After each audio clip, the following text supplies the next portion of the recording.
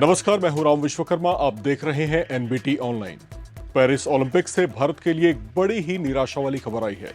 विनेश फोगाट, जो कुश्ती के अंडर 50 फाइनल मुकाबले के लिए क्वालिफाई कर गई थीं, जिनसे गोल्ड मेडल की उम्मीदें बढ़ गई थीं, उन्हें अचानक डिस्क्वालीफाई कर दिया गया है।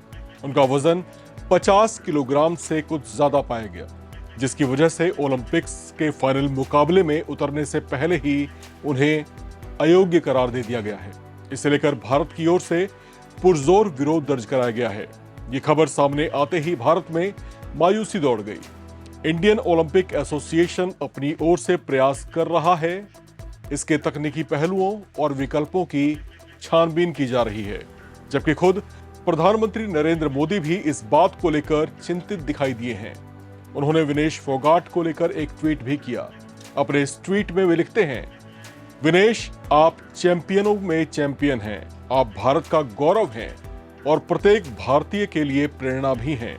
लेकिन आज की घटना जितना झटका देने वाली थी, उतना उसको सुनकर दुख भी हुआ।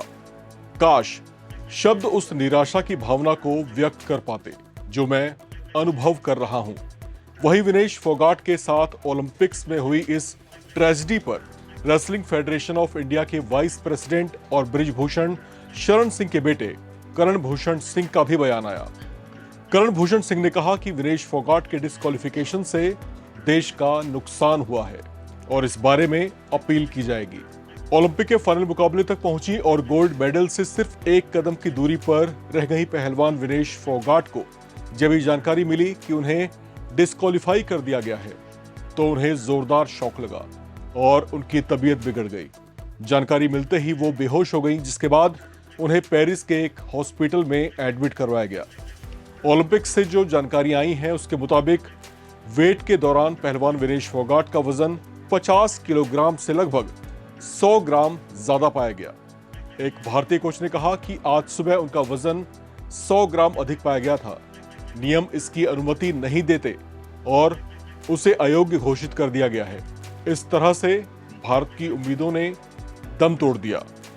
जब से उन्होंने फाइनल में एंट्री मारी थी, हर कोई खुशी से झूम रहा था, लेकिन इस दुर्भाग्यपूर्ण घटना ने हर किसी को हैरान कर दिया है। इससे रेसलर विनेश फोगाट ने तमाम अनुमानों के उलट जो दमदार प्रतिद्वंदियों को शिकस्त देकर पेरिस ओलंपिक्स के सेमीफाइनल में जगह बनाई थी, पिछले 2 ओलंपिक्स की निराशा और पिछले दिनों रेसलिंग फेडरेशन ऑफ इंडिया से लंबे विवाद से उभरी मानसिक परेशानी को भी पीछे छोड़ते हुए विनेश फोगाट ने पहले राउंड में पिछली ओलंपिक्स चैंपियंस को शिकस्त दी थी। इस उलटफेर भरी जीत के बाद उन्होंने यूक्रेन की अनुभवी पहलवान को हराकर अंतिम 4 में अपनी जगह पक्की की थी। हालांकि भारत को अब उनके डिस्क्वालिफिकेशन से खासी निराशा हुई है। इस खबर में फिलहाल इतना ही। बाकी अपडेट्स के लिए आप बने रहें एनबीटी ऑनलाइन के साथ।